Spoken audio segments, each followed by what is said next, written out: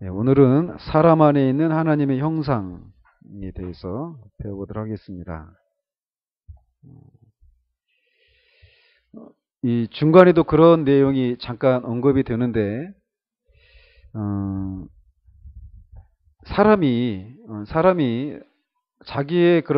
자기가 어떤 출신인지, 어떤 가문의 출신인지, 이런 것들을 알게 될 때, 사람이 굉장히 이렇게 막 어떤 변화들이 일어나게 됩니다. 흔히들 그 TV나 이런 것들을 보면 그런 드라마들 있잖아요. 그 드라마 내용은 다 생각이 안 나는데 한 십몇 년 된 그런 드라마 같아요. 그때 보니까 업산이라고 하는 그런 드라마가 있었어요. 혹시 기억나십니까? 저도 안 봤어요. 제목만 보고 한 번인가 두 번인가 잠깐 본 내용인데 이런 거 있잖아요. 그냥 아주 이제 조선시대인가 그런데 아주 그때는 이제 그 계급이 있었잖아요. 그죠? 천민 계급이었어요. 그래서 아주 천민 계급이어서 천민들과 같이 어울리고 같이 생활하고 같이 그냥 그렇게 살았단 말이죠. 그랬는데 어느 날 그 사람의 그 출생의 비밀을 이제 그가 깨닫게 됩니다. 사실은 그가 지금은 이렇게 비천하게 살고 있지만 그전에는 그렇지가 않았다라는 거예요. 아주 높은 그런 그 귀족의 그런 가문 출신이었는데 이런저런 사정이 있어가지고 지금 네가 이렇게 여기까지 와서 이렇게 비참하게 살고 있다. 이런 내용을 딱 들었을 때 그러면서 이제 드라마가 이렇게 막 어떤 반전이 있으면서 그렇게 되기까지 이렇게 만들었던 원수들을 향해서 막 이제 원수들을 이게 뭐죠? 보복하고 막 이제 원수를 갚고 하는 이렇게 하면서 드라마가 진행이 되는데 그렇게 자기 자신이 그냥 늘 그냥 살아가는 모습들만 봤을 때는 그냥 아무런 문제의식을 가지지 않고 막 살아갔단 말이에요. 근데 자기가 지금 이렇게 살고 있는 정도의 삶을 살 수 있는 그런 사람이 아니라 아주 고귀한 삶을 살 수 있는 그런 높은 가문 출신이다. 이런 것을 딱 깨달았을 때 그가 이제 지금까지 만났던 사람들, 자기가 추구했던 것들, 생각했던 것들, 이런 것들을 확 뛰어넘는 그런 어떤 변화들이 일어나는 것처럼 오늘 우리가 다루려고 하는 내용도 바로 그런 것과 비슷한 내용입니다. 사람이라고 하는 존재가 얼마나 영광스러운 존재였는가.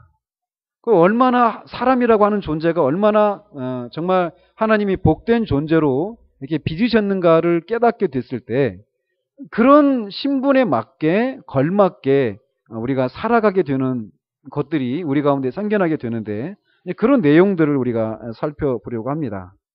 그래서 이제 그 로이 존스 목사님이 이 사람 안에 있는 하나님의 형상, 사람이 하나님의 형상으로 만들어졌다라고 말하는 이 말씀을, 이 교리를, 하나님의 형상 교리를 살펴봐야 하는 그런 이유들을 세 가지로 얘기를 하고 있습니다. 늘 똑같은 얘기죠. 뭐냐? 성경에서 말하고 있으니까.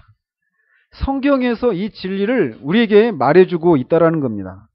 우리가 방금 읽은 것처럼 그 구절 속에서 그런 얘기들을 하고 있고 또 창세기 5장에서도 보면 아담의 계보를 적은 책이니라 이렇게 하면서 하나님이 사람을 창조하실 때 하나님의 모양대로 지으시되 그리고 그때 지을 때만 하나님의 형상이라고 하는 개념이 나오는 게 아니라 5장 거기 보면 아담은 130세에 자기의 모양 곧 자기의 형상과 같은 아들을 낳아 이름을 셋이라 하였고 이렇게 되어 있어요. 창세기 5장이면 타락 이후입니까? 이전입니까? 이후란 말이죠. 창세기 3장에서 타락 사건이 있었는데 타락한 아담이 자기의 형상을 따라 아들을 낳았고 그 이름을 셋이라고 했단 말이죠. 그러니까 그때에도 여전히 이 아담이 하나님의 형상이라고 하는 개념이 타락한 이후에도 지금 나타나고 있다는 거예요.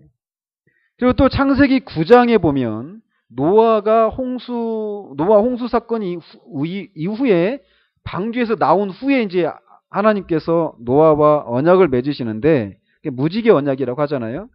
근데 이제 보호하시겠다 이런 보존의 그런 의미가 있는 언약인데 거기 창세기 9장 6절에 보면 다른 사람의 피를 흘리면 그 사람의 피도 흘릴 것이니 그러니까 다른 사람을 죽이면 그 사람이 죽어야 된다라는 거예요. 왜?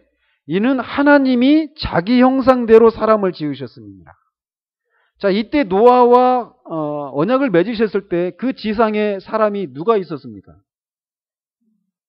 노아 가족밖에 없었단 말이에요. 8명의 가족밖에. 그죠? 그러니까 노아 이후에 태어나는 그 사람들에게 이렇게 하라고 말씀하시는 거예요. 그러니까 이 노아도 여전히 타락한 이후의 사람이란 말이죠. 그리고 노아에서 나온 사람들도 다 타락한 사람인데 거기에서도 말씀하시기를 하나님이 자기 형상대로 사람을 지었기 때문에 사람을 죽이면 죽인 살인자를 죽여야 된다라고 말씀하고 계시는 거예요. 그러니까 오늘날 이런 사형의 문제들이 있잖아요. 그죠? 그러니까 우리나라가 실제적으로 사형을 집행하지 않고 있잖아요. 문민정부 이후로 지금까지 실제로 사형을 집행하지 않았는데 성경적인 의미에서 보면 사형을 집행하는 것이 성경적입니다. 그러니까 여기 있는 거예요. 하나님의 형상으로 빚어진 존재이기 때문에 그거를 그러니까 살인했다는 얘기는 하나님의 주권에 대한 도전이거든요. 그래서 하나님이 분명하게 그렇게 얘기를 하고 있는 거죠. 그래서 궁극적으로 성경은 살인을 하나님의 형상을 파괴하는 행위라고 가리킨다라고 하면서 사형의 문제를 생각할 때마다 여러분은 이 강력한 논증을 염두에 두어야 한다라고 얘기하고 있습니다. 뭐 명백하게 사형 옹호론을 말하고 있는 건 아니지만 이런 문맥을 보면 로이 존스도 분명히 사형을 옹호하고 있는 것을 이렇게 우리가 알 수가 있죠. 여러분들 이제 이거 조금 곁나간 얘기지만 우리가 살고 있는 시대가 있잖아요. 점점 있잖아요. 이 성경대로 살아가는 게 점점 더 어려워집니다. 왜냐? 이 우리가 가지고 있는 생각들이 그냥 이런 우리가 이제 뭐 카페나 이런 것 우리가 뭐 외부에서 들어오질 않지만 그런 것을 가지고 이 세상 원론이 굉장히 그런 것들에 대해서 아주 막 적대적인 그런 생각들을 갖고 있거든요. 반하나님적인 그런 생각들을 가지고 있어서 이런 얘기들을 하면 소위 이제 소수자의 인권, 뭐 살인자도 인권이 있다라고 말하면서 누가 사람의 목숨을 스스로 사람의 목숨을 어떻게 뺏을 수 있느냐, 인권을 보장해야 된다 이런 얘기를 하면서 이 사형에 대한 문제들도 그런 식으로 접근을 하거든요. 그러면서 이제 이런 문제에서도 성경에서 말하고 있는 그런 목소리들을 내는 것이 쉽지가 않은 그런 시대를 우리가 살아가고 있습니다. 그러나 성경에서 분명히 살인에 대해서 이런 얘기를 하고 있다는 것입니다. 어쨌건 여기에서도 하나님의 형상에 대한 얘기를 하고 있고 또 야고보서 3장 9절에서도 얘기를 하고 있는데 이 말을 하는 문제 이런 거 가지고 얘기하면서 우리가 주 아버지를 찬송하고 또 이것으로 하나님의 형상대로 지음을 받은 사람을 저주한다 이렇게 말을 하고 있습니다. 그러니까 똑같은 혀로 하나님을 찬양하고 또 하나님의 형상대로 빚어진 사람을 저주한다. 그러니까 이렇게 하면 안 된다. 한 우물에서 단물이 나든지 쓴물이 나야지 한 우물에서 단물과 쓴물이 날 수 없는 것처럼 한 혀를 가지고 하나님을 찬양했다가 다른 사람을 저주하는 이런 일을 해서는 안 된다. 혀의 문제를 다루면서 이렇게 얘기하는데 하나님의 형상으로 빚어진 사람을 저주해서는 안 된다라고 얘기하고 있다는 거예요. 그러니까 이때도 어때요? 여전히 타락한 이후의 사람들인데 여전히 하나님의 형상으로 빚어진 사람들이다라고 얘기하고 있다는 거죠. 그리고 또 하나님의 형상에 대한 그 구절이 중요한 구절 중에 하나가 에베소서 4장 24절입니다. 하나님을 따라 의와 진리의 거룩함으로 지으심을 받은 새 사람을 입으라. 이렇게 얘기하고 있어요. 그리고 골로새서 3장 10절도 중요한 구절인데 새 사람을 입었으니 이는 자기를 창조하신 이의 형상을 따라 지시기까지 새롭게 하심을 입은 자니라. 그래서 이 구절들도 보세요. 야고보서가 먼저입니까? 에베소서와 골로새서가 먼저입니까? 성경의 순서가. 에베소서 골로새서가 야고보서보다 앞에 있는 성경입니다. 아시죠? 자, 그런데 왜 로이 존스가 여기서도 얘기하고 있지만 왜 이 에베소서와 골로새서보다 뒤에 있는 야고보서를 먼저 언급을 했는가? 이런 얘기를 왜 이것도 이제 의도를 가지고 얘기를 한 거예요. 왜냐하면 이 에베소서와 골로새서는 거듭나서 새 사람이 된 그 이후의 상태를 얘기하는 겁니다. 그리고 이 야고보서 그리고 앞에 있는 창세기 이런 내용들은 거기서 나온 형상들은 이 타락한 이후에 해당되는 그런 내용들이에요. 그렇기 때문에 이걸 이제 구분을 이제 하고 있죠. 자, 그러면서 그러면 이렇게 성경에서 타락한 이후의 인간에 대해서도 하나님의 형상으로 빚어진 존재다라고 그렇게 얘기를 하고 있고, 또 그뿐만 아니라 거듭나서 중생한 그런 사람들에 대해서도 그 형상이 새롭게 되어져야 된다. 이런 식으로 의와 진리와 거룩함과 지식에 있어서 새롭게 되어져야 된다. 이런 내용들을 성경에서 다루고 있다라는 거예요. 그렇기 때문에 이 하나님의 형상에 대한 내용들을 다뤄야 된다라고 얘기를 하고 있죠. 자, 그러면서 두 번째로 이 하나님의 형상을 교리를 이렇게 다뤄야 되는 두 번째 이유는 사람 안에 있는 하나님의 형상에 대한 교리가 있어야만 설명할 수 있는 다른 교리들이 있기 때문이라는 거죠. 다른 교리들 때문에 이 교리를 반드시 다루고 넘어가야 된다라는 거예요. 예를 들어서 사람에 대한 모든 교리를 이해하려면 이 하나님의 형상 교리를 살펴보지 않을 수가 없다라는 거죠. 우리가 지난주에 사람의 창조에 대해서 배웠잖아요. 그죠? 인간이 물질적인 요소와 비물질적인 요소로 구성되어 있다. 그죠? 그런 것들을 배웠단 말이에요. 또 뭐 배웠죠?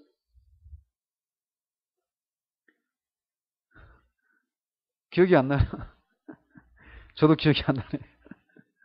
제가 안 나는데 여러분이 나면. 아무튼 인간의 구성에 대해서 이렇게 배우면서 그 각각이 어떤 기능들, 어떤 역할들을 하는지 이런 내용들을 배웠단 말이에요. 그런데 마치 형상교리는 인간을 인간되게 만드는 가장 핵심적인 어떤 그런 부분에 해당되는 거란 말이죠. 그렇기 때문에 인간을 제대로 온전하게 이해를 하려면 하나님의 형상이라고 하는 이런 교리를 알지 않으면 인간에 대한 온전한 이해를 가질 수가 없는 거예요. 그래서 세상에서도 사람에 대한 연구를 하는 학문이 있죠. 이게 뭐죠? 인류학이 사람에 대한 이 연구를 하는 거예요. 요즘도 요즘 왜 이렇게 뉴스에 그런 것들이 많이 뜨는지 모르겠어요. 그래서 인간이 뭐 여러 가지 우리가 저번에 배웠잖아요. 인간은 하나다, 인류는 하나다 이렇게 성경에서 말하고 있는데 이번 주인가 저번 주인가 이렇게 뉴스에 보니까 아프리카에서 또 다른 종을 하나 발견했다라고 얘기를 하잖아요. 그래서 인간이 여러 종의 인간이 있었다라고 얘기를 하고 있어요. 근데 어쨌건 사람에 대해서 다루는 학문이 인류학이라고 하는데 그 학문에서 우리의 기원, 인류의 기원, 또 인류의 그런 본질적인 성품과 존재에 대해서 명확하게 설명해 주지 않는 한 이 사람에 대해서 이해할 수가 없는 거예요. 근데 그 인간을 인간되게 하는 가장 핵심적인 그런 부분이 뭐냐? 이 교리라는 거죠. 그러니까 이 하나님의 형상 교리를 우리가 제대로 알지 못하면 인간을 온전하게 이해할 수가 없다라는 거예요. 또 형상 교리를 살펴봐야 되는 이유는 뭐냐면 그것과 관련된 교리는 예수 그리스도의 인격에 대해서도 이 교리가 관련이 있습니다. 그래서 이 교리는 굉장히 중요한 교리예요. 그래서 나중에 기독론에서 이 부분을 더 상세하게 다루게 될 건데 예수 그리스도가 우리와 같은 인성을 취하신 분이시기 때문에 그가 취하신 인성은 또 우리의 인성과 어떤 부분에서 같고 어떤 부분에서 다른가 이런 부분을 다뤄야 되거든요. 그렇기 때문에 예수님의 인격에 대한 그런 교리를 다루기 위해서는 먼저 이 하나님의 형상으로 빚어진 인간에 대한 이 교리를 다뤄야만 한다라는 거죠. 그리고 또 마지막으로 이 형상의 교리와 관련되는 교리는 구원의 문제와 관련이 있습니다. 인간이 구원을 받았다라고 말할 때 이 하나님의 형상과 관련해 가지고 어떤 연관관계가 있는가 이런 것이 질문이 제기될 수 있다는 거죠.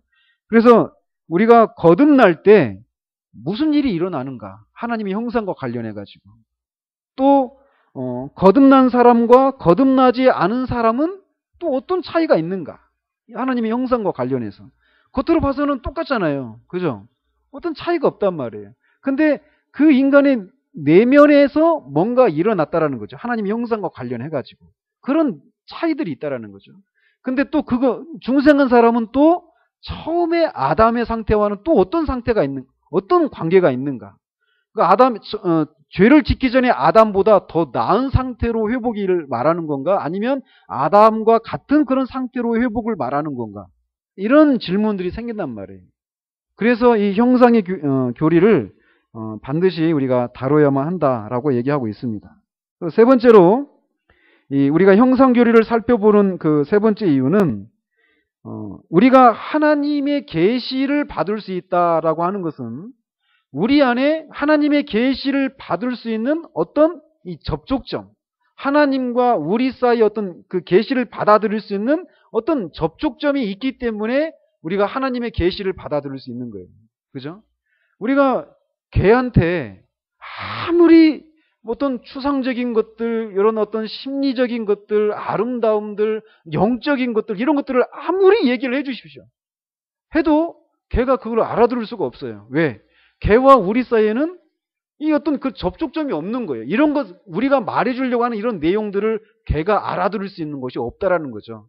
그런데 우리가 하나님에 대한 이런 계시들을 우리가 알아들을 수 있다라는 것은, 그리고 그걸 추구할 수 있고 소망할 수 있고 누릴 수 있다라는 것은 우리 안에서 하나님의 계시를 알아들을 수 있는, 우리 안에 있는 뭔가 안테나와 같은 그 역할을 하는 이 접촉점에 해당되는 것이 있다라는 거죠. 그게 바로 하나님의 형상교리라는 거예요. 이 나중에 이제 벌써 제안해서 이 벅참이 있습니다. 하나님의 형상 교리를 얘기할 때, 이제 신대원 시절에 수업 시간에 이제 이 교리를 이렇게 배웠어요. 수업 시간에 이 교리를 배우고 이제 오전에 2시간인가 벌써 이제 몇 년 됐다고 다 잊어먹었는데 1시간인가 2시간 이렇게 수업하고 오전에 가서 예배 드리고 이제 밥 먹고 또 오후에 가서 또 공부하고 이렇게 지냅니다. 신대원 시절이. 근데 이제 항상 오전에 예배가 있어요. 밥 먹기 전에. 근데 그 교실에서 그 예배당까지 꽤 거리가 돼요. 아주 몇 분을 걸어가야 되는데 그 걸어가는 사이에 동계 전사님한테 이 교리를 막 설명을 해줬어요. 그러니까 이게 이게 영광스러움이 있거든요. 이 하나님의 형상 교리에 대해서. 근데 그 친구가 얘기하는 게 자기가 여기까지 교실에서 예배당까지 어떻게 왔는지 모르겠다라고 얘기를 하고 있어요. 마치 이게 붕 떠서 온 것 같다라고 얘기를 해요. 왜 이 하나님의 형상의 교리가 인간이 얼마나 영광스럽고 얼마나 복된 존재로 만들어졌는가, 이것을 우리에게 말해주는 거거든요. 그렇기 때문에 우리가 어떻게 살아야 되는 이런 교리들이 여기서 나오는 거거든요. 근데 그런 얘기들을 이렇게 나눴었던 부분인데, 자, 그래서 이제 실제적으로 이제 하나님의 형상 교리를 이제 이런 이유들 때문에 우리가 살펴봐야 되는데, 이 하나님의 형상 교리에 대해서 어떤 일반적인 원칙이 있습니다. 뭐냐? 이 하나님의 형상이라고 하는 이런 부분을 다루는 여러분 어떤 교리책들을 여러분이 한번 접해 보십시오. 그러면요, 굉장히 어떤 분은 하나님의 형상을 이렇게 얘기하고 어떤 사람은 저렇게 얘기하고 굉장히 다양하게 얘기하고 있는 것을 보게 됩니다. 즉, 왜 이 하나님의 형상이라고 하는 이 주제가 너무 차원이 높고 어려운 주제라는 거예요. 그렇기 때문에 우리가 하나님의 형상은 이거다라고 최종적으로 딱 확정적으로 말할 수 없는 그런 부분도 분명히 있습니다. 그런 것을 우리가 기억하면서 우리가 할 수 있는 한 최대로 이것을 알아내려고 노력하면서 이제 이 교리를 살피는데, 그렇게 우리가 최종적으로 확정적으로 말할 수 없는 그런 부분들이 분명히 있어요. 그렇기 때문에 어떤 이 문제에 있어서 어떤 독단적인 태도를 취해서는 안 됩니다. 그래서 나와 같은 하나님의 형상에 대해서 나와 똑같은 생각을 가지지 않는 것을 보면서 2단이다 3단 이렇게까지 얘기해서는 안 된다는 거죠. 그럼에도 이런 차이들이 어떤 부분에서는 어떤 차이들이 있을 수 있는데, 일반적으로 이렇게 서로 간에 이렇게 일치가 이루어지고 있는 그런 내용들이 있는데, 첫 번째로 뭐냐? 아까 우리가 1장에서 읽은 것처럼 우리의 형상과 모양대로 이렇게 말씀하시잖아요. 네? 네, 지금 히브리도 다 잊어먹었어요. 지금 짤렘, 데무트 이렇게 했던 것 같은데. 아무튼 이 형상과 모양이라고 하는 것을 어떤 사람은 이거를 따로따로 얘기를 합니다. 그래서 형상과 모양이 서로 다른 의미다라고 얘기를 하는데 그렇지가 않다라는 겁니다. 이 하나님의 형상과 모양은 성경을 보면 이 두 용어가 서로 교차적으로 상호 교환해서 어떤 때 이렇게 쓰고 어떤 때는 저렇게 사용되고 이렇게 한단 말이죠. 그래서 이 두 가지 단어는 실제적인 의미가 서로 차이가 있는 것은 아니다. 이런 것이 서로 간의 일치가 이렇게 이루어져 있습니다. 그래서 여기서도 잠깐 이 얘기를 이렇게 나누고 있는데 중간에 그 로이존에서 이렇게 얘기해요. 우리가 이 교리를 살펴보는 가장 큰 이유는 아마도 사람의 위대성 때문일 것이다. 이렇게 얘기를 해요. 사람이 얼마나 위대한 존재인지 깨닫지 못하는 것이 현대 사회가 겪고 있는 가장 큰 비극들 중 하나라는 사실을 저는 끝없이 강조하고 싶습니다. 이렇게 얘기하고 있습니다. 그래서 오늘날 세상의 진정한 문제는 사람이 자신이 누구이며 어떤 존재인지 모른다라는 것입니다. 즉 사람들은 자신의 위대함을 자각하지 못하고 있습니다. 그래서 이런 것 때문에 이 교리를 반드시 살펴봐야 한다는 거예요. 사람이 자기가 얼마나 위대한 존재인지를 깨닫지 못하기 때문에 어떤 비극이 초래가 되었다는 것이죠. 그런 존재에 맞지 않는 것들을 추구하고 그 존재에 어울리지 않는 행동들을 하고 있는 것이 그것 때문에 이제 비극이 임하게 되는 것인데 그래서 이 하나님의 형상과 모양이라고 하는 용어는 서로 이렇게 교차적으로 사용하는 그런 용어인데 이 개념은 이 거울과 반사의 개념을 가지고 있다는 거예요. 형상과 모양이라고 하는 단어는 이 거울과 반사의 그런 개념을 떠올리게 된다는 겁니다. 그래서 고린도 후서 3장 18절에 우리가 다 수건을 벗은 얼굴로 거울을 보는 것 같이 주의 영광을 보매 그와 같은 형상으로 변화하여 영광에서 영광에 이르니 곧 주의 영으로 말미암음이니라 이렇게 말을 하고 있는데 이 말씀이 그 문맥이 뭐냐면 이 바울이 우리 모두가 이제 그리스도 안에서 모세에게 가려져 있는 그 수건 이 사건이 어떤 사건인지 아시죠? 모세가 시내산에 하나님 앞에 이제 율법을 받으러 올라갔단 말이에요. 그러니까 하나님과 교제를 하고 내려왔는데 모세는 몰랐어요. 근데 모세의 얼굴에 막 광채가 나는 거예요. 그러니까 사람들이 그 광채를 보면서 두려워하고 모세와 같이 있기를 두려워하는 겁니다. 이 광채가 너무 막 기이한 그런 광채이기 때문에 그러니까 모세가 사람들과 얘기할 때 수건을 얼굴에 가리고 얘기를 하고 그리고 하나님 앞에 나갈 때는 수건을 벗고 나갔다. 이런 기사가 있거든요. 출애굽기에. 그때를 이렇게 그거를 언급을 하면서 이 유대인들이 여전히 이 모세에게 가려졌던 그 수건 이건 뭐냐면 이 말씀을 결국 말씀이 그리스도를 지향하는데 그리스도를 가리키는데 그거를 유대인들이 못 보고 있는 거예요. 수건이 가려져 있어서. 근데 우리는 그리스도 안에서 이 수건이 이미 벗어져서 이 영광을 우리가 깨닫고 우리가 접근할 수 있다. 이런 얘기를 하는 중에 이 말씀을 이렇게 언급하고 있는데 그러면서 유대인들과는 달리 우리는 수건을 벗은 얼굴로 볼 수 있고 그렇게 할 때 하나님의 형상이 우리에게 이루어지고 그 형상이 다시 반사가 된다라는 거예요. 우리가 계속해서 그 바라볼 때 그 형상은 점점 더 영광스럽게 된다라고 얘기하는데 우리가 그 주님과 교제를 나누고 주님을 나중에는 이 주님을 우리가 완전히 닮는 그런 사람이 되잖아. 요한일서에 있는 것처럼. 그죠? 주님을 우리가 얼굴과 얼굴을 맞대고 보는 순간 우리가 주님과 같은 모습으로 그 영광을 우리가 취하게 된단 말이에요. 그 영광이 어떤 것인지 우리는 이 땅에서 완전히 알 수는 없지만 아무튼 우리가 그렇게 변화가 될 거란 말이죠. 그런데 그런 것처럼 거기서 말하는 것처럼 이 하나님의 인간이라고 하는 존재가 뭐냐?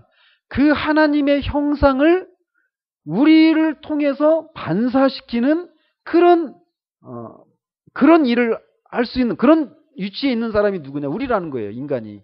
근데 그렇게 할 수 있는 그 매개체가 뭐냐? 하나님의 형상으로 우리가 빚어졌기 때문에 그런 것이 가능하다라는 거예요. 한번 생각해 보십시오. 우리를 보면서 하나님이 어떠한 분이신지를 알 수 있게 된다라는 거예요. 그게 우리가 하나님의 형상으로 만들어진 존재이기 때문에 하나님을 우리가 반사할 수 있는 그런 사람이라는 거죠. 우리의 말과 행동과 우리의 인격과 우리의 성품, 이 모든 것을 통해서 하나님을 우리가 드러낸다라는 거예요. 이게 얼마나 이게 가당치 않은 그런 영광이냐라는 거죠. 이게 여러분들에게는 이게 잘 안 다가오십니까? 지금 막 표정이 충분히 제가 설명을 못 해드리고 있는 것 같아가지고. 정말 하나님이 우리를 그런 존재로 빚으셨다라는 거예요.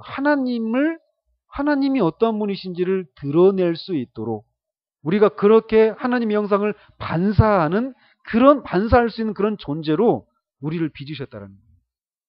그러니까 하나님의 형상이 그런 개념이 있다라는 거죠.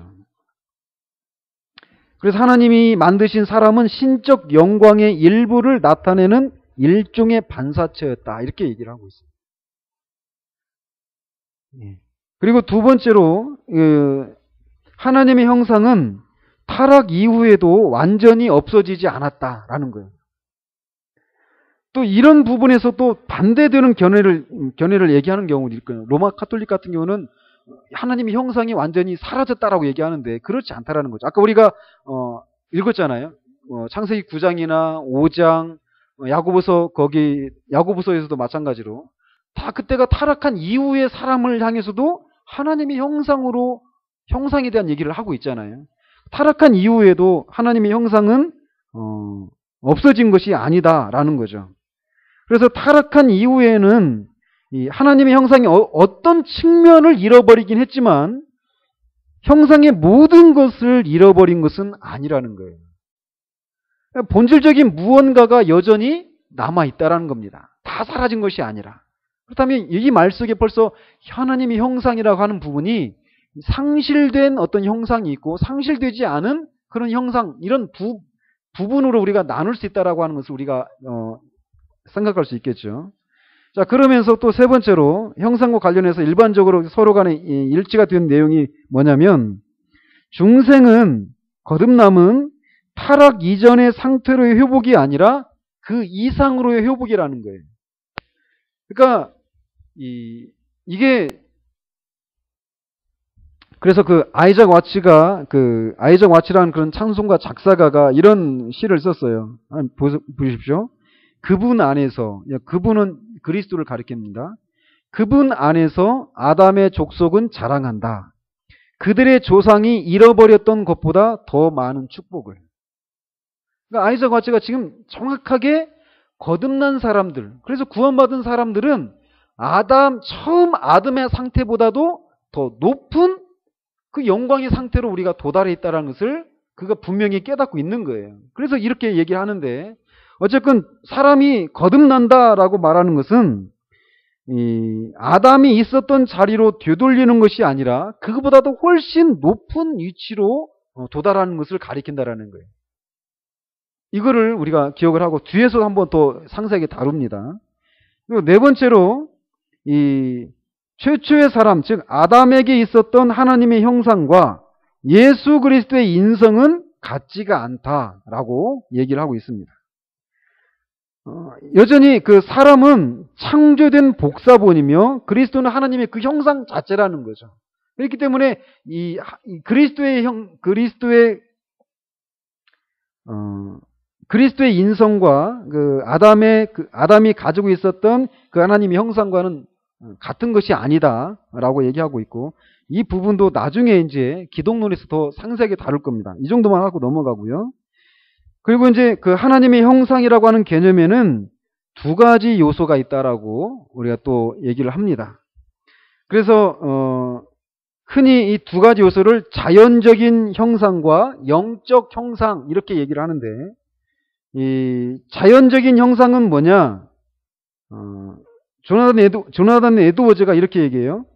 자연적 형상은 사람이 짐승들과 구분되게 하는 것으로서 사람의 지적이고 도덕적인 본성을 가리킨다.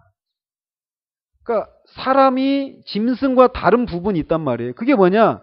하나님의 형상으로 사람이 빚어졌다는 거죠.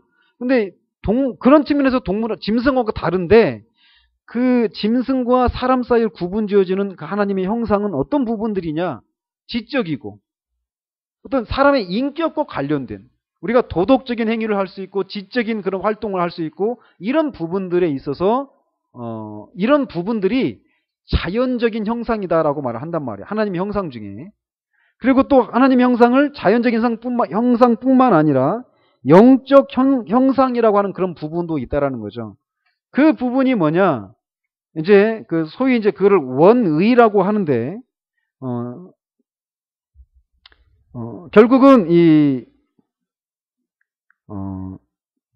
그 사람이 원래 그 맨 처음에 빚어졌을 때 완전성, 단일성, 정직성, 올곧음 이런 것, 그러니까 아까 돌아가는데 아까 골로새서 3장 10절하고 에베소서 4장 24절에서 의와 진리와 거룩함에까지 새로워져라. 그리고 골로새서 3장 10절에서도 우리의 지식에 있어서도 새로워져야 된다 이렇게 말씀하시잖아요.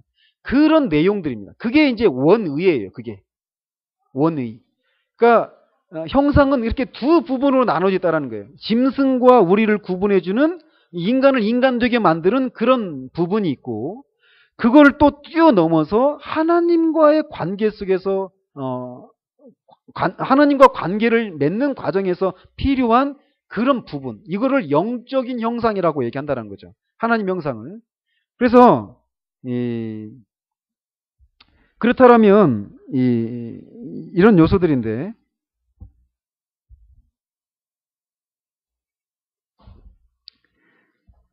사람에게 나타난 하나님의 형상의 어떤 구체적인 모습이 있습니다.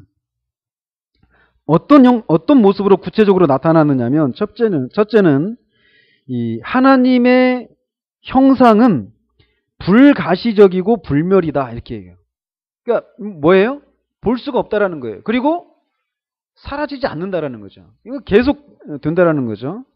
그래서 하나님의 형상은 우리의 혼 또는 영, 즉 우리의 영적 본성 또는 우리의 영성을 말한다 얘기를 합니다. 제가 자꾸 지금 여기 있는 거 그대로 지금 얘기하는데 뭔가 이렇게 소통이 안 되는 것 같은 그런 느낌을 지금 계속 제가 받고 있어서 지금 제가 그래요. 어려우시죠? 예? 어렵죠? 자, 지난주에 우리가 말씀드렸잖아요. 인간이 물질적인 부분이 있다고 그랬죠. 이게 뭡니까? 육체, 그죠? 그리고 비물질적인 부분이 있다고 그랬어요. 이게 영혼 또는 영과 혼 이렇게 나뉜다고 그랬잖아요. 그래서 영혼이라고 하는 사람들은 2분설, 영과 혼으로 분명하게 나눠진다고 주장하는 사람들을 3분설자 이렇게 말한다고 그랬잖아요. 근데 어쨌건 여기서도 그래가지고 하나님의 형상은 우리의 혼 또는 영, 즉 우리의 영적인 본성과 본성을 가리킨다라는 거예요. 하나님 형상이라고 말할 때. 그리고 또 이 하나님의 형상이라고 하는 것을 불가시성, 그러니까 우리의 영과 혼을 우리가 볼 수 있습니까? 없습니까? 볼 수 없단 말이죠. 그렇기 때문에 하나님의 형상은 불가시적이다 이렇게 말하는 거예요. 볼 수가 없다라는 거죠. 즉 이 말은 뭐냐, 이게 굉장히 중요한 개념인데, 우리가 어느 누구도 어떤 다른 사람들의 어떤 본질적인 자아를 본 적이 없다라는 거예요. 우리 자신조차도 우리 자신의 이 본질적인 자아, 여러분들은 여러분을 아십니까? 그러니까 여러분이 뭘 좋아하고 어떤 음식을 좋아하고 어떤 취미를 가지고 있고 뭐 IQ가 몇이고 어떤 이런 정도가 아니라 여러분을 여러분 되게 만드는 그 여러분의 그 가장 그 본질적인 이거를 아시느냐라는 거예요. 여러분이 여러분을 아시느냐라는 거죠. 자꾸 제가 오늘 혀가 꼬입니다. 우리가 우리 자신을 아는 것 같지만 사실 모릅니다. 그걸 어떻게 알 수 있는지 아세요? 우리가 하나님과의 그런 신앙생활을 하다 보면은 내가 이런 사람이었구나. 그러니까 어떤 교제를 하다가 하나님과의 그런 관계를 나누다가 또는 다른 사람과 그런 교제를 나누다가 다른 사람에게서 내가 지금까지 미처 발견하지 못했던 모습을 발견할 뿐만 아니라 내 자신 안에서조차도 내가 발견하지 못했던 어떤 부분들을 우리가 발견하게 된단 말이에요. 그렇지 않아요? 그런 경우들이 있습니다. 그러니까 내가 누구인지를 완전하게 알고 있는 사람은 없어요. 내 자신에 대해서. 왜? 인간이 하나님의 형상으로 빚어져 있고 그 하나님의 형상은 불가시적이에요. 그렇기 때문에 우리가 그거를 완전하게 다 파악하고 알고 있는 건 아니라는 거예요. 하물며 내 자신에 대해서도 그렇다라면 다른 사람을 향해서도 마찬가지예요. 다른 사람을 우리가 다 알 수 있는 것 같죠? 그렇지 않다라는 거죠. 우리가 다른 사람에 대해서 지금 보고 있는 것은 그냥 겉으로 드러난 모습일 뿐이지 그 사람의 본질적인 어떤 그런 부분을 우리가 보고 있는 것은 아니란 말이에요. 인간이 그렇게 만들어졌다라는 거예요. 하나님의 형상으로 빚어졌다라는 거예요. 그래서 우리의 본성과 인격은 눈에 보이지 않습니다. 그래서 우리가 누군가를 볼 때 그것은 어떤 밖으로 드러난 발현된 모습을 보는 것이지 진정으로 그 사람을 보고 있는 것은 아니다라는 거예요. 그런 측면에서 보면 어떤 측면에서는 우리가 인간이 하나님과 닮았다라고 말할 수 있다는 거죠. 하나님이 분명히 계시지만 그분을 우리가 볼 수가 없죠. 그죠? 그런 것처럼 우리 한 사람 한 사람 안에 인격이 있어요. 우리 한 사람 한 사람 안에 본질적인 자아라고 하는 개념이 있습니다. 자아라고 하는 그런 실체가 있는데 그거를 우리가 분명히 다 보고 다 파악하는 것은 아니라는 거예요. 그런 측면에서 인간이 어떤 측면에서 하나님과 닮았다라고 말할 수 있다는 거예요. 이게 신비인 거예요. 하나님이 인간을 그렇게 만드신 거예요. 또 성경의 가르침에 따르면 하나님은 죽음의 지배를 받지 않으신다라고 말하고 있는데 처음 창조되었을 때 아담과 하와는 죽음의 지배를 받지 않았습니다. 그죠? 그때는 이런 이유로도 우리 인간은 불멸의 존재다라고 말할 수 있다는 거죠. 어쨌건 하나님의 형상은 이렇게 불가시적이고 불멸이다라고 하는 이런 요소가 있다는 거죠. 두 번째로 하나님의 형상은 소위 영혼의 능력과 기능들을 가지고 있다 이렇게 얘기를 합니다. 영혼의 능력과 기능들이라고 이렇게 얘기하고 있는데 이게 뭐냐? 영혼의 현상이란 영혼과 관계에 있거나 영혼에 속한 모든 것을 말하며 이런 것들이 하나님의 형상의 일부라는 것에 일반적으로 의견의 일치가 이루어지고 있다라고 얘기하고 있어요. 하나님의 형상이라고 말할 때는 영혼의 어떤 능력과 기능들과 관련해 가지고 하나님의 형상이다라고 하는 것을 말한다라는 거죠. 그리고 하나님의 형상 안에는 이런 요소들이 있다는 거예요. 영혼과 관련된 또는 영과 관련된. 그래서 하나님 영적인 것들, 하나님과 관계를 나누는 이런 측면과 관련해 그런 기능들이 하나님의 형상 안에 있다라는 거예요. 그러니까 그렇기 때문에 인간이 이성적이고 도덕적인 존재이고 지성을 가지고 있어서 사고할 수 있고 의지와 욕구를 가지고 있다라는 거예요. 지난주에 우리가 살펴봤잖아요. 인간에게 이렇게 있잖아요. 본질적인 자의식이 있고, 그죠? 도덕적인 그런 도덕성이 있고, 추상적인 생각을 할 수 있고, 영적인 교제를 나눌 수 있고, 종교를 가지고 예배를 드릴 수 있다. 이렇게 얘기를 했잖아요. 그렇게 할 수 있는 그게 왜 그러느냐? 인간이 하나님의 형상으로 빚어진 존재이기 때문에 그렇다라는 거예요. 그러니까 하나님의 형상에는 그런 영혼의 능력과 기능, 이런 것이 있다라는 거예요. 그래서 우리가 지난주에 살펴봤던 것처럼 방금 말씀드린 그런 내용들이 가능한 이유는 인간이 그렇게 하나님의 형상으로 빚어진 존재이기 때문이다라고 성경이 얘기하고 있다라는 거죠. 그러니까 이런 것 그리고 사람이 그렇게 또 사람은 또 자기 자신에 대한 어떤 의식, 자의식이라고 하죠. 내가 누구인가에 대한 어떤 자기 자신에 대한 어떤 의식, 자의식을 가지고 있다라는 거죠. 그래서 하나님의 성품, 하나님 자신에 대해서 의식하시는 것처럼 우리도 우리 자신에 대해서 의식할 수 있다라는 거예요. 왜? 우리가 하나님의 형상으로 빚어졌기 때문에. 그러니까 하나님에게서 나타나는 그런 모습들이 우리에게도 똑같지는 않지만 그런 부분들이 우리에게 반사되어서 나타나고 있다라는 거죠. 또 우리의 자의식과 자아를 버리지 못하는 특성들도 이 하나님의 형상의 일부이다라고 얘기를 하고 있습니다. 그래서 사람은 자신에 대해서 성찰하고 점검해보고 스스로를 분석해 볼 수 있습니다. 이게 인간의 모습이에요. 그러니까 이것과 어울리지 않는, 그러니까 자의식이 분명히 인간에 있거든요. 자의식이. 그리고 도덕적으로 판단하고 행동하고 또 자기 어떤 지성을 가지고 사고할 수 있고, 그런데 이런 것들이 마치 없는 것처럼 살아가는 이런 모습이 타락한 인간들에게서 보여지잖아요. 그죠? 그러니까 지금 이제 제가 계속 어느 지점을 향해서 가고 있느냐면 맨 결론 부분을 향해서 결론에서 그런 얘기를 하는 거예요. 로이 존스가. 인간이 그런 존재로 아주 하나님의 성품을 반영하는 반사체로 인간이 빚어졌는데 거기에 어울리지 않게 살고 있는 사람들이 우리 주변에 많이 있다라는 거예요. 그러니까 우리가 복음을 전할 때 그런 측면에서 접근을 해야 된다는 거죠.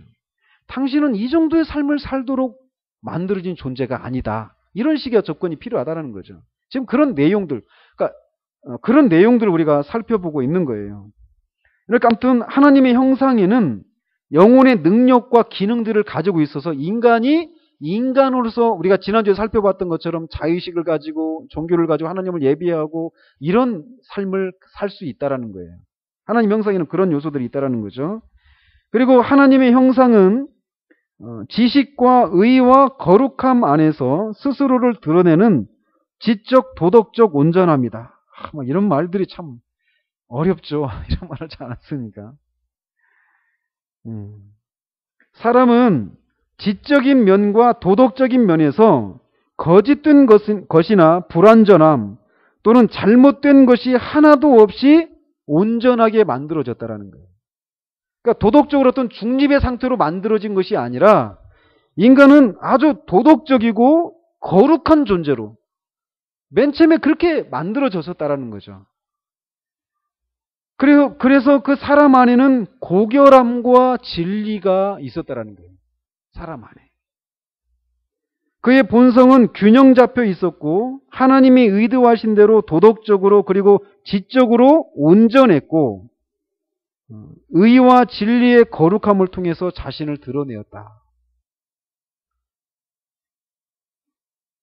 자, 지금 인간이 처음 그런 존재로 만들어졌다는 거예요. 지적으로나 도덕적으로 아무런 부족함이 없이 완전한 상태로 그렇게 만들어졌다라는 거예요. 뒤에서 이제 아담의 상태가 어땠는가 이 내용을 살필 때 더 얘기를 하도록 하고요.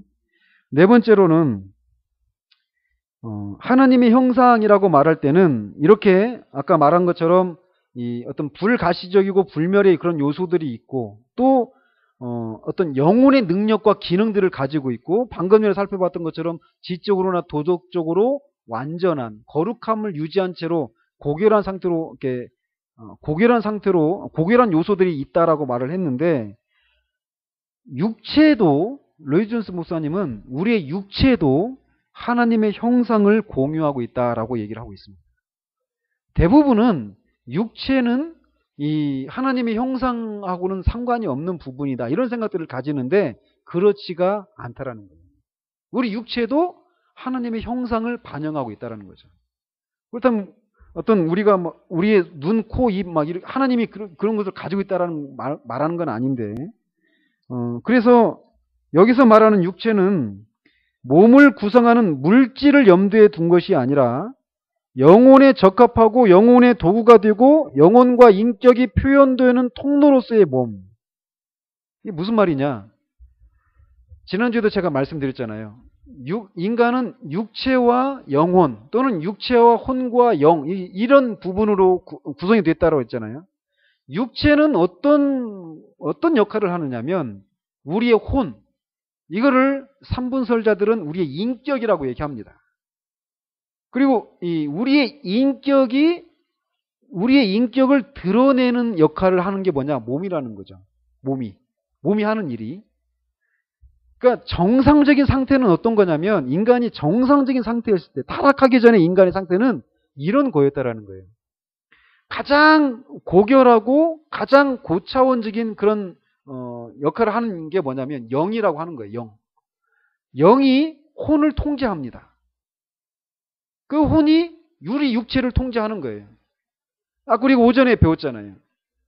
육체의 욕구를 하나님 우리에게 주셨단 말이에요. 그건 너무나 자연스러운 겁니다. 그런데 이게 타락하고 나니까 육체의 욕구가 우리의 인격을 주장합니다. 우리 영을 주장하는 거예요. 그게 타락했을 때 우리 인간에게 일어나는 거란 말이죠. 근데 지금 여기 로이 존스 목사님이 우리의 몸도 하나님의 형상의 일부를 공유하고 있다 이렇게 얘기하고 있는데, 이 개념은 뭐냐? 타락하기 전에 몸이 그렇게 정상적으로 영이 또는 영혼이 몸을 통제할 때 거기에 완전히 이렇게 제대로 작동을 해가지고 우리가 창세기 1장 28절에서 읽었을 때 하나님이 인간을 그 모든 만물을 정복하고 다스리라고 하는 그런 명령을 주셨잖아요. 몸이 우리 영과 혼의 통제를 온전하게 받게 되면 그런 일들이 온전하게 이루어질 수 있었을 거란 말이죠. 그때의 그 몸, 그거를 얘기하는 겁니다.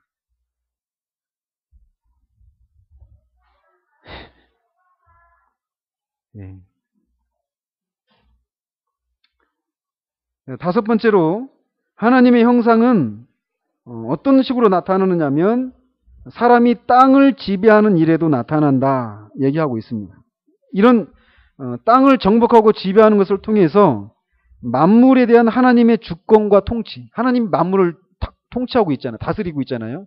그런 것을 인간이 또 이렇게 드러낸다라는 거죠. 그러니까 하나님의 형상은 어떤 영적인 부분에서만 영적인 그런 기능을 하는 거, 인간의 어떤 지성과 감성과 감정과 그 의지 이런 부분들을 가지고 활동하는 거, 이런 영역에서 뿐만 아니라 인간이 모든 것을 다스리고 통치하는, 지배하는 이런 것을 통해서도 하나님의 형상을 드러내도록 하고 있다는 거예요. 그래서 정리하면 하나님의 형상은 비본질적인 요소와 본질적인 요소로 나눌 수 있다라는 겁니다. 그래서 본질적인 요소가 뭐냐? 이 본질적인 요소를 잃어버리면 더 이상 사람이 아니게 되는 그런 요소들을 말합니다. 비본질적인 요소는 이런 것을 잃어버려도 여전히 사람으로 남을 수 있는 그런 요소들을 말합니다. 그럼 여러분 한번 생각해 보십시오. 본질적인 요소가 뭘까요? 사람을 사람되게 만드는 요소. 어떤 것들이 있을까요? 지적인 요소들이죠. 지적이고 도덕적이고 추상적인 사고를 할 수 있고 자의식을 가지고 어떤 자아를 인식하고 추상적인 사고, 어떤 아름다운 것들을 추구하고 할 수 있는 그런 모든 기능들을 가리킵니다. 만약 이것이 아까 타락했을 때 하나님의 형상을 상실했다라고 하는, 모두 잃어버렸다라고 말하는 그런 주장들이 있다라고 말씀을 드렸는데, 이런 부분까지 사라져버린다라면 인간이 인간입니까? 인간이 인간일 수 있는 것은 그런 기능을 하고 있기 때문에 인간인 거예요. 인간이 짐승과 구분되는 부분이 바로 그런 부분이란 말이죠. 그러니까 아까 이 본질적인 이런 요소, 하나님의 형상이 본질적인 요소가 있다. 비본질적인 요소, 이게 두 부분으로 구성되어 있다라고 말했는데, 본질적인 요소는 아까 말씀드린 어떤 형상을 말하는 겁니까? 자연적인 형상을 말하는 거예요. 인간이 타락한 이후에도 이 자연적인 형상은 잃어버리지 않았다라는 거예요. 이 부분이 본질적인 요소다라고 말할 수 있다라는 거죠. 그러면 비본질적인 요소는 어떤 형상이요? 영적 형상을 말하는 겁니다. 그래서 골로새서 3장 10절과 에베소서 4장 24절에 있는 것처럼 의와 진리와 거룩함, 지식, 이게 다른 말로 원의라고 말을 합니다. 이 비본질적인 요소가. 이거를 상실해도 인간은 여전히 인간이에요. 근데 그게 인간 되게 만드는 가장 핵심적인 그런 부분이라는 것이죠. 아시겠죠? 그러니까 구원받은 사람과 구원받지 못한 사람의 차이가 무엇일까요? 이걸 가지고 얘기한다라면. 본질적인 요소는 가지고 있어요. 모든 인간이. 그죠? 근데 비본질적인 요소를 타락하고 그거를 상실해버렸다라는 거예요. 비본질적인 요소를 다른 말로 뭐라고 한다고요? 영적 형상 또 원의라고 말한단 말이에요. 원의. 그래서 하나님이 우리를 맨 처음에 창조하셨을 때는 하나님을 두려워하지 않았고 하나님을 사랑하고 즐거워하고 기뻐하고 우리가 지적으로는 도덕적으로 올곧고 정직하고 거룩하고 고결한 상태로 만들으셨는데 그런 요소들을 우리가 상실해 버린 거예요. 타락하고 나니까. 그러니까 하나님과의 관계를 맺을 수가 있습니까? 없습니까? 맺을 수가 없는 거예요. 그러니까 그런 식으로 생각을 하시면 됩니다. 그래서 우리가 타락한 이후에도 사람은 여전히 사람이잖아요. 왜 그럴까요? 이 본질적인 요소, 자연적인 형상, 이것을 상실하지 않은 채로 가지고 있기 때문에 타락한 이후에도 여전히 우리가 그림을 그리고 어떤 지적인 활동을 하고 막 이럴 수 있는 거예요. 아시겠죠? 그래서 인간은 타락했어도 여전히 이성적이고 지적이며 일반적인 요소들은 타락한 이후에도 남아있지만 죄를 범한 후 사람과 하나님의 도덕적 유사성. 이 말 기억나십니까? 예수님이 오셔서 우리와 하나님 사이에 막혀있던 그 모든 장벽들을 허무셨잖아요. 신앙의 궁극적인 목적이 뭐라고 그랬죠? 죄사함을 받는 것이 아니라 넘어서서 하나님과 교제를 나누는 거란 말이에요. 근데 하나님과 교제를 나누기 위해서는 우리에게 필요한 것이 뭐라고 그랬죠? 먼저 필요한 건 뭐냐면 하나님과 우리 사이에 죄로 인해서 어때요? 서로 신뢰하지 못하고 하나님 우리가 미워하고 사랑하지 못하는 그런 상태가 되었단 말이에요. 그거를 먼저는 그 장벽들을 제거해야만 합니다. 죄인을 향해서 하나님은 어떤 마음을 품고 계십니까? 진노하고 계시단 말이에요. 그리고 그 하나님을 향해서 우리는 미워하고 대적하는 마음을 갖고 있어요. 그러니 그 하나님과 우리 사이에 교제가 가능합니까? 가능하지 않습니까? 가능하지 않단 말이에요. 근데 그 가능하도록 하기 위해서 그 하나님과 우리 사이에 있는 그 우리를 향한 하나님의 진노를 거두시고 또 하나님을 향한 우리의 불순종하고 대적하는 그런 마음을 거두어 주셔야만 하나님과 우리가 교제를 할 수 있는데 그 일을 예수님이 하셨단 말이에요. 어디에서? 십자가에서 하셨단 말이에요. 십자가에서 우리가 받을 모든 진노를 예수님이 십자가에 다 받으셨단 말이에요. 더 이상 하나님 우리를 향해서 진노하고 계시지 않아요. 예수 그리스도 안에 있는 우리를 향해서.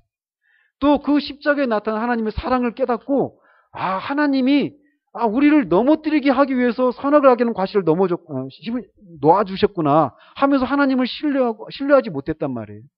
근데 십자가를 통해서 하나님의 사랑을 우리가 깨닫고 하나님을 향한 우리의 마음이 거기서 바뀌는 거예요. 그렇기 때문에 우리가 하나님과 교제가 가능하단 말이죠. 근데 그것으로 우리가 하나님과 교제가 가능하느냐? 아니란 말이에요. 뭐가 필요할까요? 교제하기 위해서는 어떤 장벽이 없어야 돼요. 죄가 없어져야 돼요. 그런 일을 하셨어요. 예수님께서 십자가에서 죽으심을 통해서. 예수님의 부활과 관련해가지고 또 뭔가 있다는 얘기죠.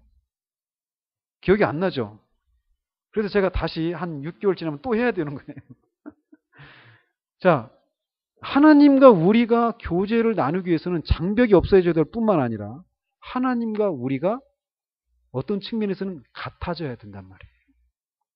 서로 동질성을 회복을 해야 되는 거예요. 여기서 말하잖아요. 사람과 하나님의 도덕적 유사성, 즉 의와 거룩함은 잃어버렸다 이렇게 말을 하고 있어요. 타락하고 원의를 상실했단 말이에요.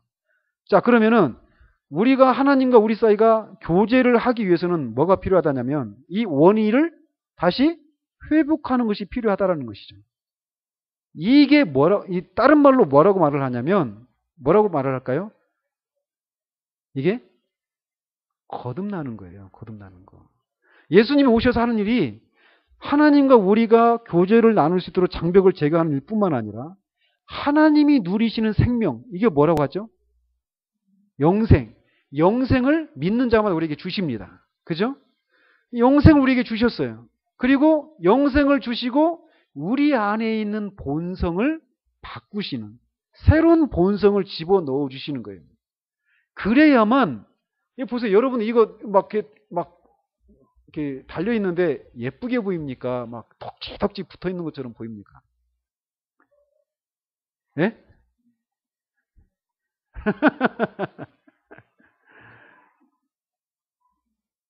네, 사람마다 좀 견해체가 있는 거니까 좀 다르게 볼 수 있는데 보세요.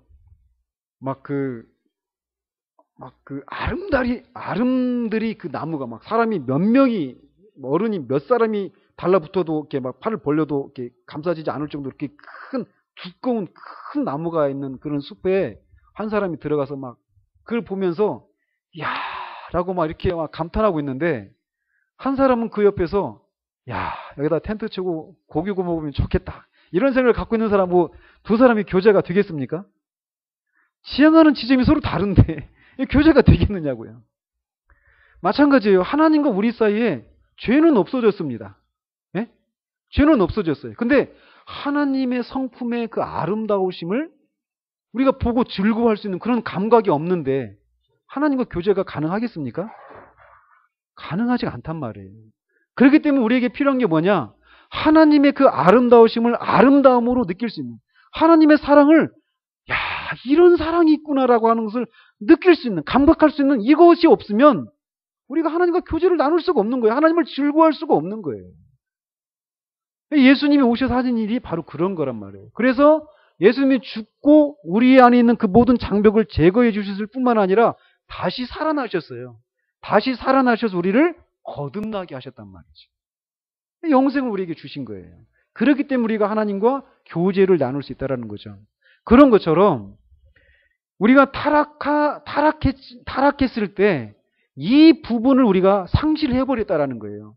인간을 인간 되게 만드는 다른 짐승들과 구분되게 만들어지는 그런 본질적인 요소, 자연적인 형상은 우리 사람에게 여전히 남아 있습니다.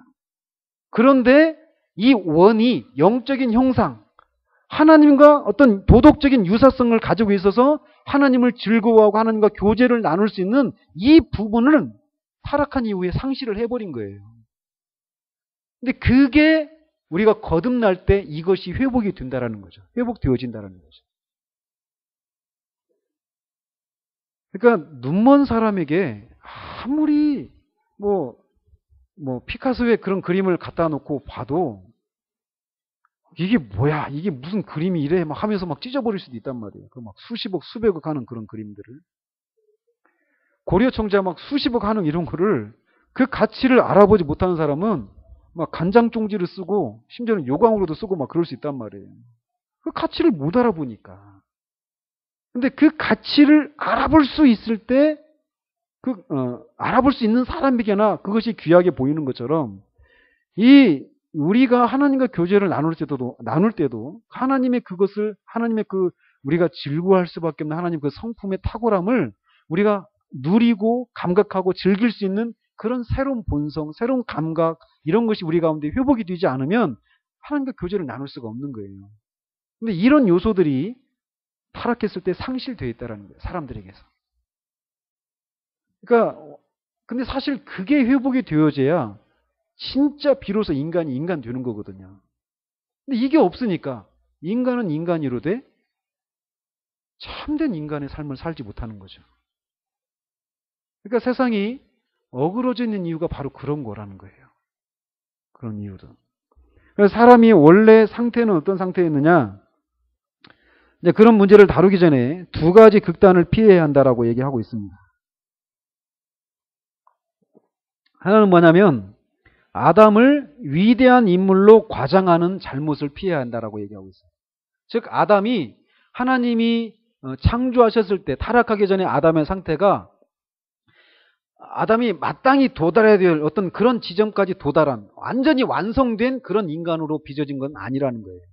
그거를 먼저 우리가 알고 있어야 되고, 또 반대로 아담을 이 진화론자들이 말하는 것처럼 반은 야만인이고 반은 짐승인 존재로 평가절하하는 그런 위험도, 그런 것도 피해야 한다라고 얘기하고 있죠.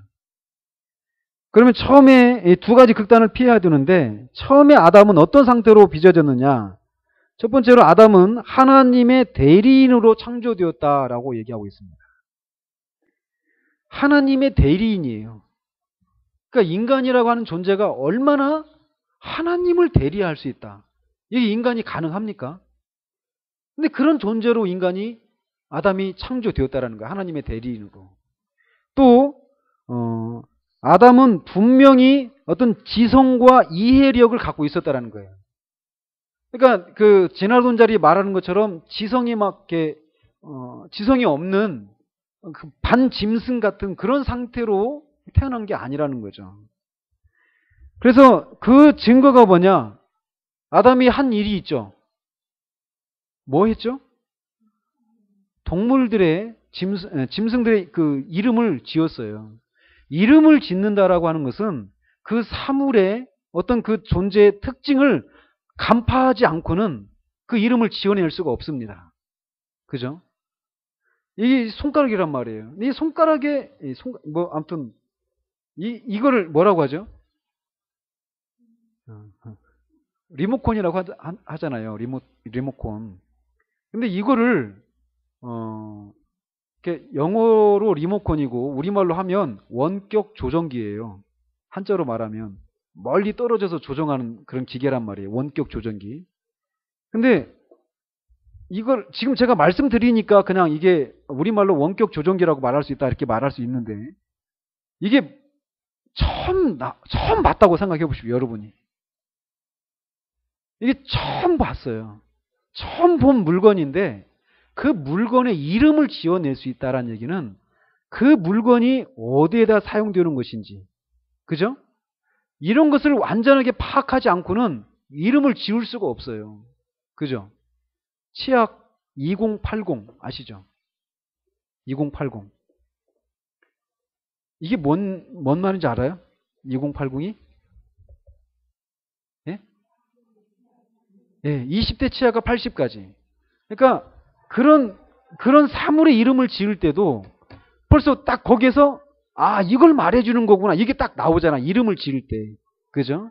그런 것처럼 아담이 그 앞에 지나갔던 얼마나 많은 종류의 동물이 지나갔는지 알 수 없지만 아담 앞에 그 동물들이 지나갔을 때마다 사자가 지나가는데 토끼 이렇게 말하지 않는단 말이에요. 사자를 보고 정확하게 사자라고 얘기해요. 그게 뭐냐? 사자가 갖고 있는 그 특징, 본질 이런 것을 아담이 다 파악하고 있었다라는 거예요. 그만큼 그에게 지적인 능력이 있었다라는 것을 말해준다라는 거죠. 아담은 그런 식으로 이렇게 태어났었다라는, 고도의 지능을 부여받은 채로 태어난 그런 존재였고, 또 행복을 누릴 수 있었어요. 행복을. 그는 땀 흘리지 않고 일했고 세상에 대한 지배권을 행사했고 수고하지 않고도 식물들로 생계를 꾸려 나갔다. 그리고 분명 동물들과 매우 친밀한 상태에 있었다. 동물이 아니었지만 동물들과도 그런 친밀한 관계를 누리고 있었고, 또 하나님을 향해서는 하나님께 무조건적으로 순종했고, 무엇보다도 하나님과 그런 친교를 나누는 데 있어서, 교제를 나누는 데 있어서 두려움을 느끼지 않았다라는 거예요. 이런 상태를 여러분이 상상을 할 수 있습니까? 우리는 이런 상태에 있어 본 적이 없기 때문에 이 상태가 뭔지 몰라요. 거듭난 사람들 안에서도 하나님과의 교제에 대한 두려움을 가지고 있는 게 있습니다. 그렇지 않아요? 없습니까? 한켠에는 우리가 하나님의 뜻대로 순종하고 하나님과 아무런 막힘이 없는 그런 교제를 나누고 싶은 그런 본성이 있어요. 거듭난 사람에게는. 그런데 또 다른 본성에서는 이런 이 타락한 이후에 사람에게 생겨난 하나님을 향한 두려움들, 이런 것이 여전히 있는 거예요. 그래서 내가 하나님과 교제를 나누는 가운데서 내 삶의 통제권을 잃어버릴 것에 대한 그런 두려움들, 이런 것이 사람들에게 있습니다. 거듭난 사람들에게도. 정도의 차이지만. 근데 이 아담에게는 이런 게 없었다라는 거예요. 전혀 없었다라는 거예요. 또 아담의 영적인 상태는 하나님이 지으신 모든 것을 보시고 심히 좋았더라라고 말씀하셨던 것처럼 그의 신체 구조만이 아니라 그의 본질적이고 도덕적이고 영적인 성품도 하나님이 보시기에 심히 좋았다라고 말하는 그런 상태로 지으셨다라는 거죠. 그래서 따라서 이 말, 하나님이 보시기에 심히 좋았더라라고 그런 상태로 이렇게 지어졌다는 얘기는 사람 안에는 몸과 같은 저급한 요소들과 영과 같은 높은 차원 사이에 충돌이 없는 그런 상태로 태어났다라는 거예요. 그러니까 그때도 한번 누가 그런 얘기를 나눴는데, 우리가 창세기에 보면은 아담과 하와가 어떤 상태로 살았었냐면 다 발가벗은 상태로 살았잖아요. 그죠? 근데 이 육체적인 것과 이 영적인 것이 서로 충돌을 일으키지 않았어요. 근데 그렇기 때문에 서로 발가벗고 지냈지만 서로 부끄러워하지 않았습니다. 그것을. 왜? 육체적인 그런 관계를 서로 누리고 하는 것이 하나님과의 관계를 누리는데 아무런 방해가 되지 않았기 때문이에요. 그러니까 그런 모습을 보면서 자기 자신을 보면서도 부끄러워하지 않았고 상대방을 보면서도 그냥 어떤 막 성욕에 사로잡힌 그런 모습으로 보거나 이런 일이 없었어요. 부끄러워한 일이 없었단 말이에요. 지금은 우리가 그런 상태가 뭔지 모르잖아요. 그죠? 근데 아담이 이렇게 그 당시에는 몸과 영혼 사이에 완벽한 조화가 이루어졌고 이 몸과 영혼 사이에 아무런 충돌도 없었다라는 거예요. 지금은 어떻습니까, 우리가? 우리의 몸은, 육신은 마음은 원이로되 육신은 약하다. 이런 표현 말씀하시는 것처럼 우리의 몸과 영혼이 서로 따로 놉니다. 우리 깊은 영혼 속에서는, 우리 존재 깊은 곳에서는 하나님을 더 깊이 만나고 하나님과 깊은 교제를 나누고 싶은데 우리 육신이 따라주지를 못해요. 자꾸 더 편한 삶을 살려고 하고 그런 식으로 이 몸과 영혼이 완전한 조화를 이루지 못한 상태 가운데 우리가 있잖아요. 그렇기 때문에 우리가 탄식을 하는 거잖아요.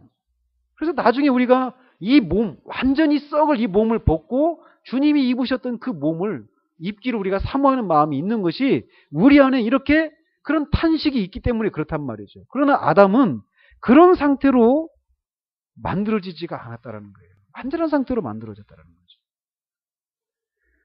또 아담이 처음에 만들어졌을 때 아담의 상태는 도덕적으로 중립 상태인 상태로 빚어진 것이 아니라는 겁니다.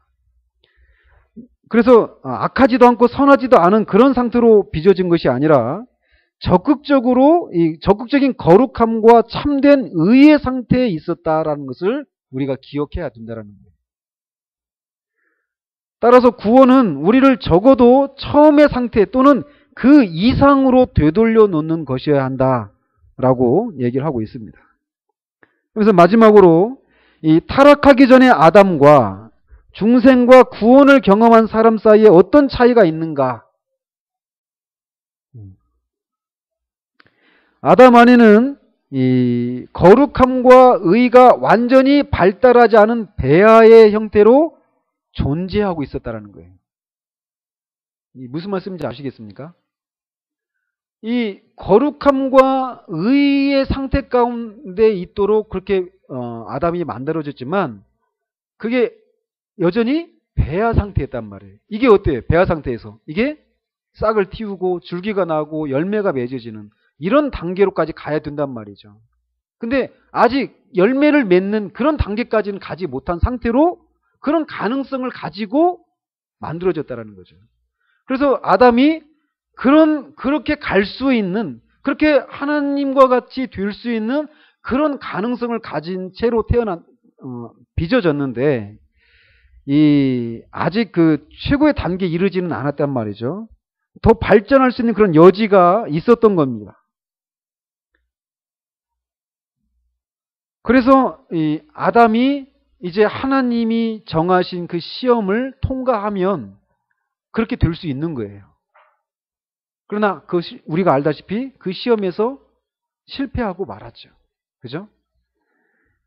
그런 것처럼 이 아담의 그 처음 상태는 거듭난 사람과 어떤 차이를, 그러면서 어떤 차이가 있는 거예요? 거듭난 사람은 이미 그 지점으로 갔죠.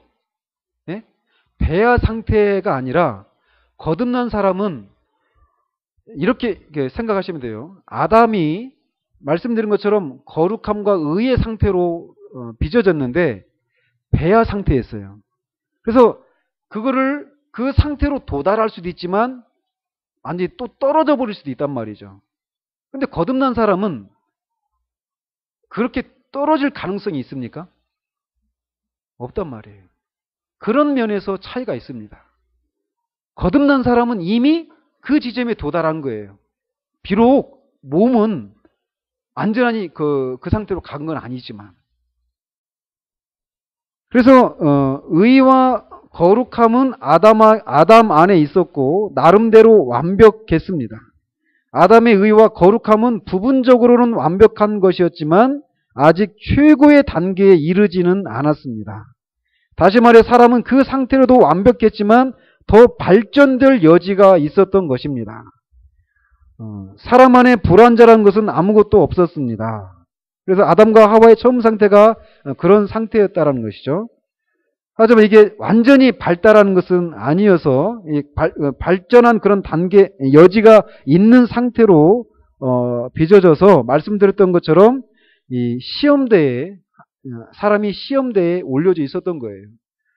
그래서 그 시험을 통과하면 무한히 더 큰 존엄과 영광에 이를 수도 있고 또 시험을 통과하지 못하면 타락으로 끝나버릴 수도 있는 그런 상태에 아담이 있었다라고 얘기하고 있습니다. 자, 그래서 결론적으로 사람은 하나님의 형상으로 창조가 되었는데 지적이고 도덕적이고 이성적인 능력을 가지고 창조가 되었습니다. 그런데 이 모든 것보다 중요한 것은 지적이고 도덕적이고 이성적인 능력보다 더 중요한 것은 사람에게 원의, 이 거룩함과 진리와 의가 있었다라고 하는 사실이라는 것이죠. 그래서 사람은 피조물의 주인으로서 심지어는 자신의 모습, 즉 자신의 몸으로도 하나님을 반영하며 에덴 동산에 거했다라는 거죠. 그래서 거기에 두 가지 큰 가능성이 있었는데 하나님과 교제 속에 계속 있다라면 완벽함에 이를 때까지 끝없이 발전할 것이었고 반면에 반역하여서 하나님의 길로 행하지 않으면 타락하게 될 그런 두 가지 가능성이 열린 상태로 창조가 되었다라는 겁니다. 이처럼 하나님은 사람을 자신의 형상으로 그리고 자신의 모양대로 만드셨습니다. 사람은 처음에는 그런 존재였고 그런 존재였는데 타락했다라는 거죠. 그러나 타락했음에도 불구하고 여전히 인간의 요소, 인간을 인간되게 만드는 그런 본질적인 요소라고 하는 측면들이 여전히 있다라는 거죠. 그렇기 때문에 복음 전도에 있어서 가장 큰 추진력이자 동기가 되어야 될 부분이 바로 이런 부분이라는 거예요. 인간이 원래 어떤 상태로 창조되었는지, 인간이 비록 지금 지적이고 도덕적이고 이런 이성적인 활동을 하고는 있지만 더 중요한 것은 원의라는 거예요. 하나님과의 관계를 맺는 것을 통해서 거룩함과 진리와 의를 회복하는 그 상태가 그것이 더 중요한데 그렇지 못한 상태로 살아가고 있는. 그러니까 인간으로서 그런 지적인 활동을 도덕적인 활동을 하고 있지만 사실은 인간답지 못한 그런 상태 가운데 있다라는 거예요. 그렇기 때문에 사람들에게 당신은 그 정도의 삶을 살 수 있는, 살아가도록 만들어진 그런 존재가 아니다라고 하는 것을 자꾸 일깨워주는 것이 필요하다라는 것이죠. 그래서 어떤 의미에서 사람에게 주는 우리의 첫 번째 메시지는 그가 누구인지, 하나님이 그를 어떤 존재로 만드셨는지, 그리고 그가 자신에게 무슨 일을 행했으며 자신을 어떤 상태로 만들었는지 깨닫도록 하는 것이어야 한다라고 얘기를 해주고 있습니다. 기도하겠습니다.